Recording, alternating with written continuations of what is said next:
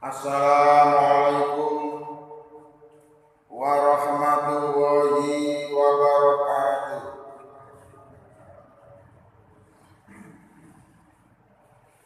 Bismillahirrahmanirrahim.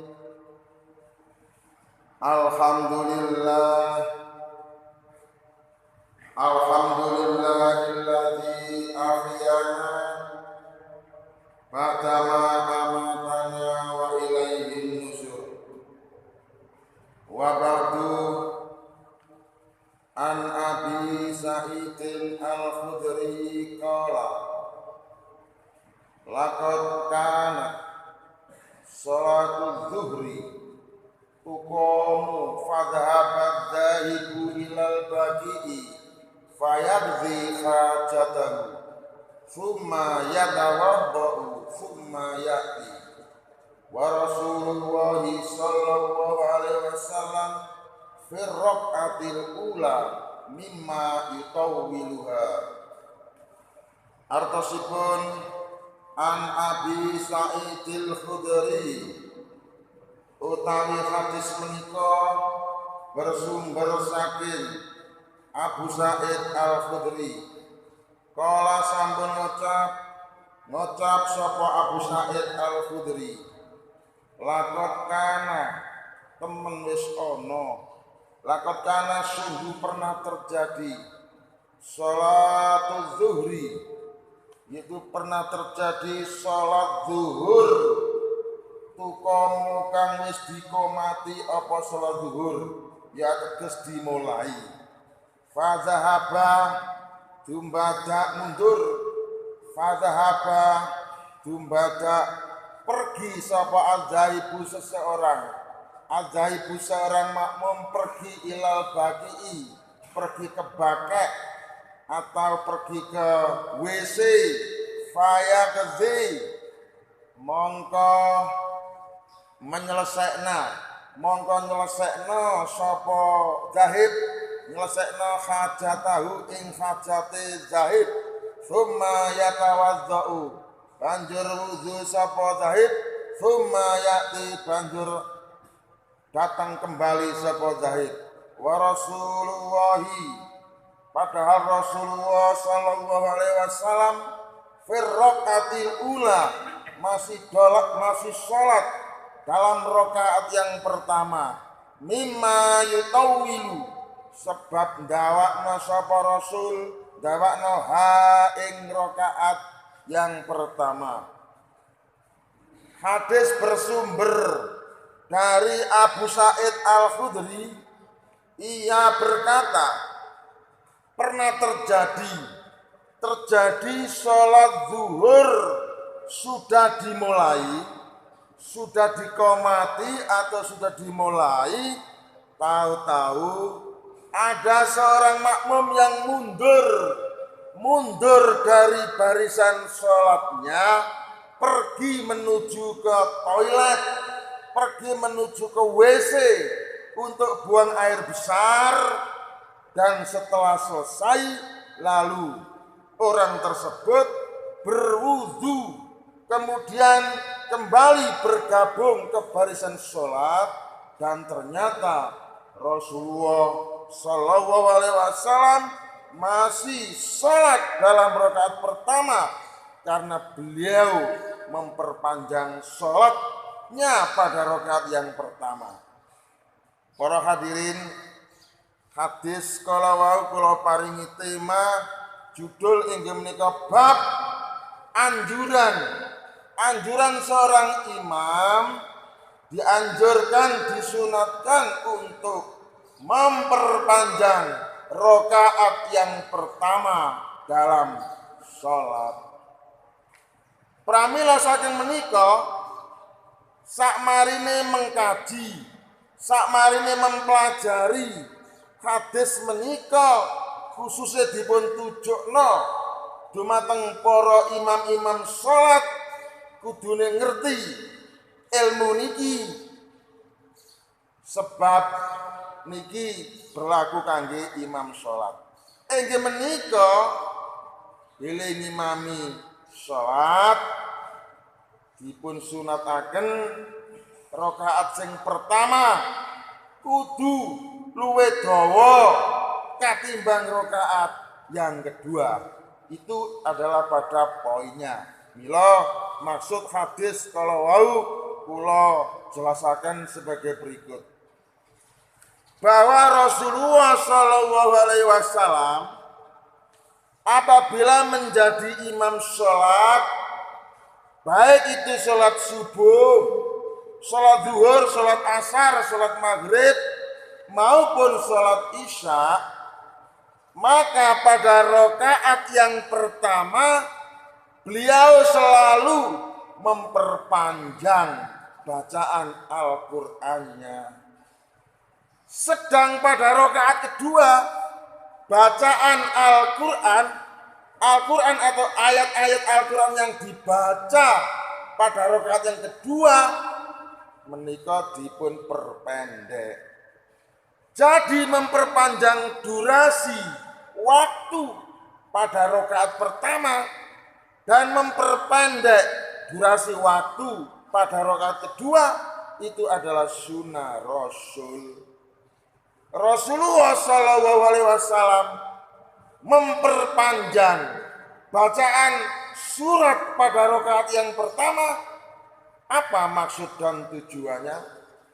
Maksud dan tujuannya adalah beliau ingin memberi kesempatan kepada makmum sholat supaya yang tertinggal tetap bisa mengikuti pada rakaat pertama sehingga tidak sampai menjadi imam, sampai menjadi makmum, tidak sampai menjadi makmum yang berstatus masbuk atau tertinggal dalam sholat.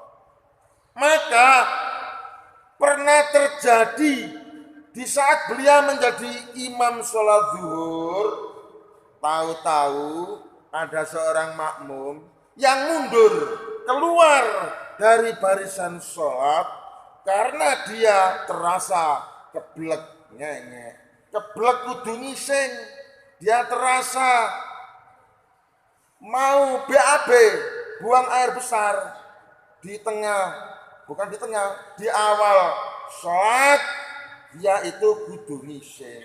Maka dia berpikir dalam hatinya, sholat kita terus apa aku ngising dhisik, lamun tak terusno wong jenenge geblek kudu ngising, jelas gak nyaman. Ya ndadekno gak iso khusyuk sembayange, gak iso konsentrasi, polahe kudu ngising ing nalikane sembayang. Tapi lamun aku nuruti rasa kudu ngising terus tak isingno dhisik, berarti iki kok aku bakale ketinggalan sholat dalam rakaat pertama. Jelas wis kari wong ising ngono ya butuh waktu. Nah, lalu dia memutuskan mundur dari barisan sholat, mundur pergi menuju ke toilet, pergi ke WC. Untuk apa? Untuk keperluan buang hajat air besar. Nah, di saat buang hajat, orang tersebut meyakini bahwa dirinya nanti pasti tertinggal pada rakaat pertama karena BAB-nya itu juga butuh waktu yang panjang. Setelah selesai buang hajat, kemudian orang tersebut berwudu, lalu bergabung kembali pada barisan sholat. Di saat dirinya bergabung kembali pada barisan sholat, ternyata dirinya masih menjumpai pada rakaat pertama karena Nabi Muhammad Shallallahu Alaihi Wasallam sengaja memperpanjang sholatnya pada rakaat pertama.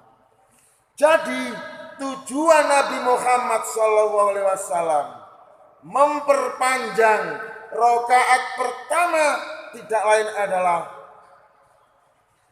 sambil menunggu makmum sholat yang sedang berak, jangan sampai tertinggal menjadi makmum masbuk dalam sholatnya. Dari peristiwa ini Bapak Ibu sekalian, dapat kita ambil satu pelajaran, dapat kita ambil satu kesimpulan bahwa seorang imam sholat itu disunahkan supaya memperpanjang sholatnya pada rakaat yang pertama. Tujuannya ialah untuk memberi kesempatan kepada orang lain, barangkali ada makmum yang tertinggal, supaya menangi dan tidak sampai menjadi makmum yang masbuk atau makmum yang tertinggal. Maka secara teknis ayat yang dibaca pada rakaat pertama setelah surat Al-Fatihah adalah ayat yang lebih panjang dari rakaat yang kedua. Dari sini jelas bagi kita apabila ada imam sholat pada rakaat pertama membaca ayat Al-Quran lebih panjang daripada ayat yang dibaca pada rakaat kedua, oh itu berarti sunnah Rasul yang dimaksud dalam hadis ini. Sebaliknya, kalau ada imam sholat pada rakaat pertama membaca ayat Al-Quran kok lebih pendek daripada ayat yang dibaca pada rakaat kedua, oh itu berarti tidak menggambarkan adanya sunnah Rasul. Oleh karenanya perlu kita hindari cara-cara yang semacam itu. Jadi seorang imam sholat dituntut berpengetahuan, dituntut berwawasan agama perihal bagaimana cara-cara Nabi mengimami sholat, dan sebisa mungkin sunnah-sunnah beliau itu kita ambil, kita terapkan, kita contoh, kita tiru, dan kita jadikan sebagai pedoman untuk memimpin jalannya kegiatan sholat, yaitu sholat berjamaah. Jadi intinya rakaat yang pertama membaca ayat yang panjang, dan rakaat kedua membaca ayat yang pendek.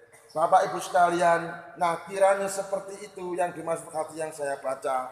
Dan sebelum saya tutup, saya umumkan kepada jamaah semua bahwa kami kemarin rapat ranting Muhammadiyah yang diadakan oleh Bapak Muafiq di dalam masjid ini, kemudian kami lanjutkan di rumahnya Bapak Alek, bahwa ranting Muhammadiyah menunjuk saya sebagai ketua pembangunan musola yang ada di wilayah Jabian. Pramila saking menika kula mengucapkan matur suwun dumateng bapak-bapak lan ibu-ibu ingkang sampun titip jariah berupa semen, berupa umpak, berupa jiring, berupa duit. Sedaya kala wau merupakan jariah sampeyan ingkang badhe damel sangu panjenengan menawi sampun mati, sebab sing dibangun iki dudu omahe Mbah Mun, tetapi omahe Gusti Allah. Mila kok bilih benjing kula nyuwun bantuan tenaga gugur gunung ing nalikane mundhasi, monggo kita guyub khususnya para bapak-bapak tukang. Mekaten saking kula matur suwun, ihdinas siratal mustaqim. Wassalamualaikum warahmatullahi wabarakatuh.